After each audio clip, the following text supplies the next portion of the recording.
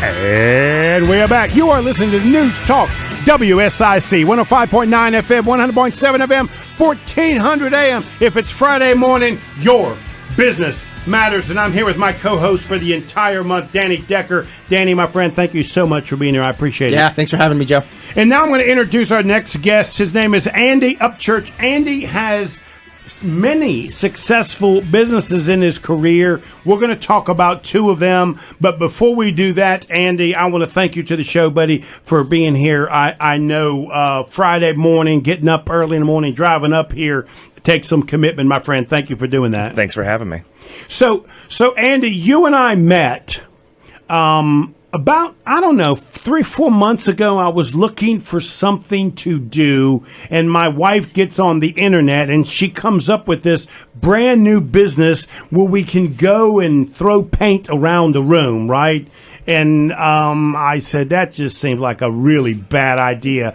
And my son, who's in college, said, "Oh, Dad, that's awesome. Let me call my girlfriend. Let's go do that." And so next thing you know, I'm standing in a room with plastic on me, and you're telling me how to throw paint at people. Absolutely. Now let me show you the genius work, if Isaiah can zoom in on this. This is the spectacular work that we produced while covered in paint at the same time. Let's check these out. Oh, that's amazing. So here, I don't know that they're amazing, but you know what they resemble for me? It's just fun.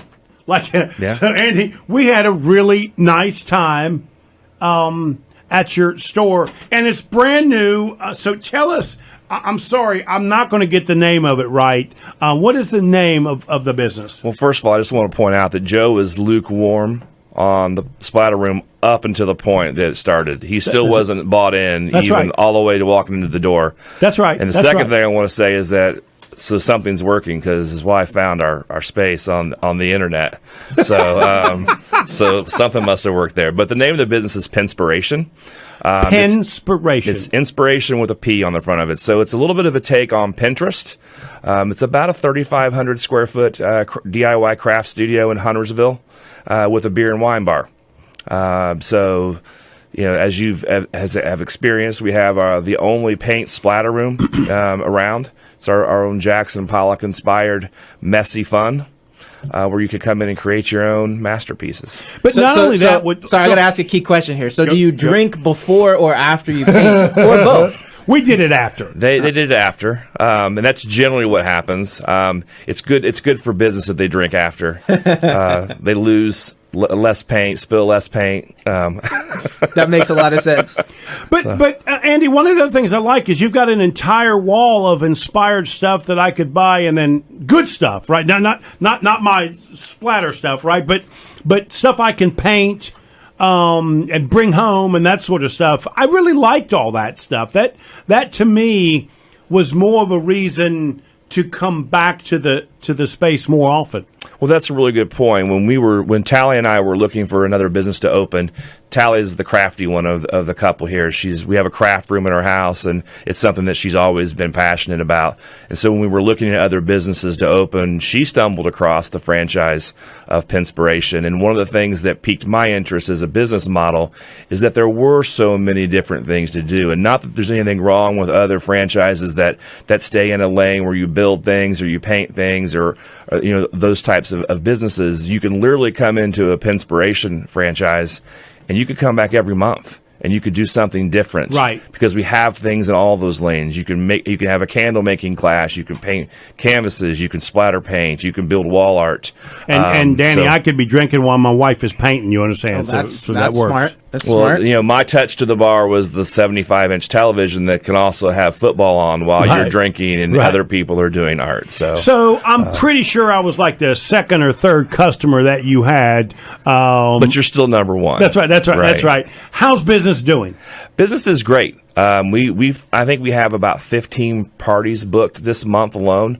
We opened up May the 20th, and I'm not sure. As a business owner, you always are very optimistic. I had this vision of a scene from Braveheart, where when I threw the doors open on May 20th, there was a throng of people beating on the doors to come in. And Andy, that doesn't happen when you open up a business in the middle of a pandemic. Well, okay, I figured that out. So it was a little slower than I would like, but it picked up very quickly through thankfully some decent marketing programs and such that we initiated, and then good word of mouth. So things are busy. Things are picking up. So Tally is your wife? Correct. Yeah, you keep telling me you got a wife, but I've not met her. You understand? Well, she's watching right now, so now I'm in trouble. So let's talk about your other business, which is BIN110. Should I assume that means there's 110 different bourbons? Is that a good assumption? That would be undershooting it quite a bit. We have over 350 whiskeys now. Wow. We have a little over 100 wines, and we do almost all of them by the glass, which is something that no one else in the Charlotte area does. Right. So BIN110 was Tally's idea. We actually came up with several different ideas when we were going to open our business. So she's the brains. She's the brains. Okay, I got you. And the beauty. Okay, I'm just kind of taking up space. But we came up with several different names, and we sent it out to a focus group of friends and business owners and had people vote.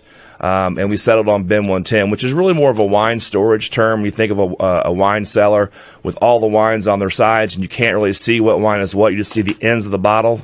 They organize the wall into bin numbers, and our suite number is 110. So when you're there, you're in BIN110. Oh, gotcha. So I love a businessman that has more than one business, because that's my world, right? Like I can relate and connect with a guy like you and your wife, because I see it often. Most people don't get the fact that if you own one business, you probably have or will own another business in the future, which is an inspiring concept all in itself. Let's take a break. When we come back, I want to talk about how you got started and what your life history was. Cool. Thanks. Because unlike Danny, I do believe you woke up on a Tuesday and said, I think I'm going to buy a whole bunch of whiskey and sell it. I believe that's what you did. Let's find out when we come back.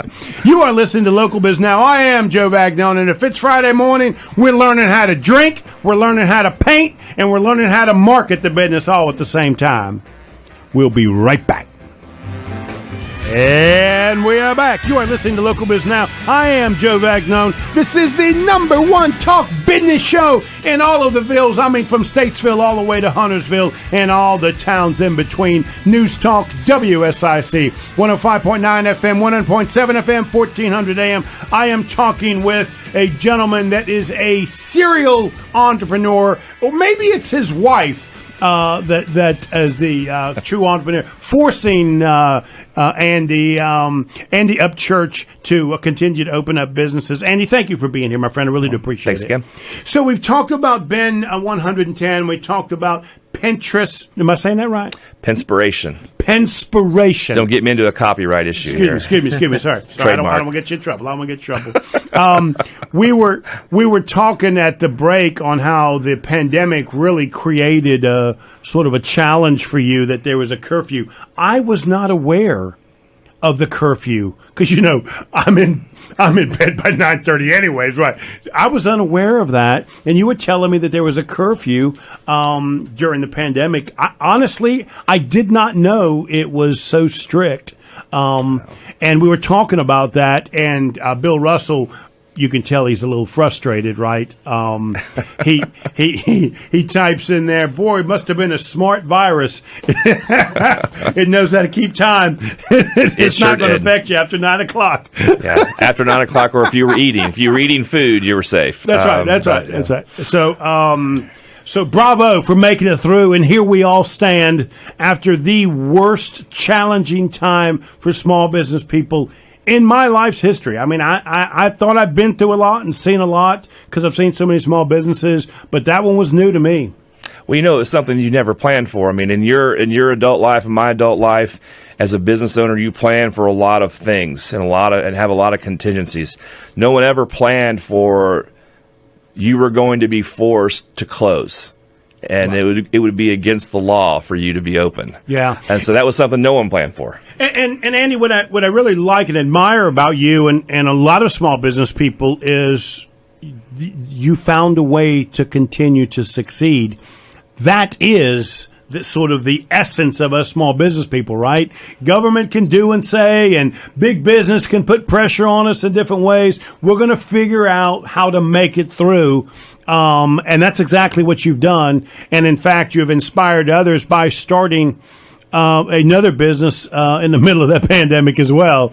And so let's talk a little bit about that. So give me a little bit of your background. So I was a financial advisor for 30 years. I actually just let my securities licensing and such go dormant this past January. So I've kind of been an entrepreneur in that regards the day after I got out of college. But it was about 5 or 6 years ago. My wife and I had gone to Napa several times. We were big wine people, even more so than bourbon at that time. And we talked about opening our own little wine bar. And it just things aligned. And there was a bar where we're at currently that had an owner that was looking to sell and to move back home out of state. And we got the price right and we bought it. It wasn't the bar that we wanted. We turned it into what we wanted, but it was the location we wanted. It was the size that we wanted.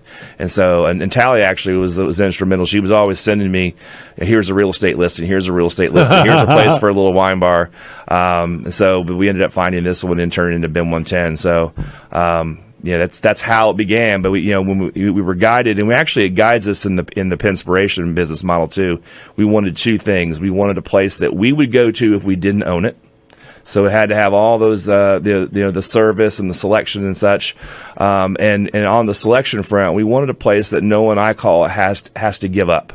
So if 2, 3, 4, 5 couples or a corporate outing or a birthday party want to come to one of our businesses and someone's a beer guy or someone is a wine person or someone is a whiskey person, they can come to our place and no one has to give up.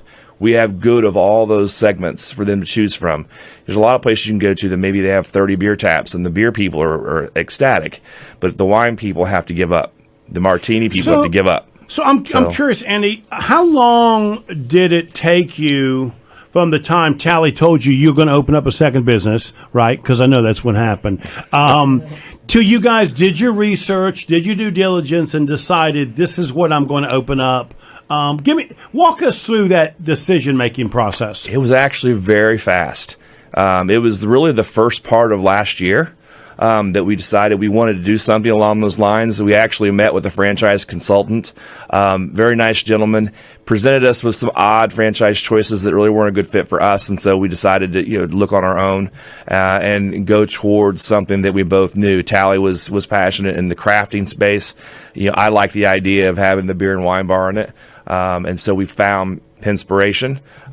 We like the name, we like the logo, the marketing, and the breadth of services they offer. And so I think it was February or March of last year that we actually purchased the franchise. With plans of being open around the holidays, but then welcome to the world of trying to get something done in this environment. A lot of permitting stuff, a lot of inspection stuff, a lot of contractor stuff. And then when we finally did start construction on our space in January of this year, the contractor ended up being about 7 weeks past his date. So it was trials and tribulations for sure. So what advice would you, because you've gone through that now, right? And you're finally starting to see cash flow start to move in the right direction and that sort of stuff. Certainly, personnel is a challenge now as well. What advice would you give somebody that's thinking right now, they're listening, and they're thinking about starting a business, say they've got an idea. What advice would you give them? That's a good question. That's a tough question to answer. Don't do it.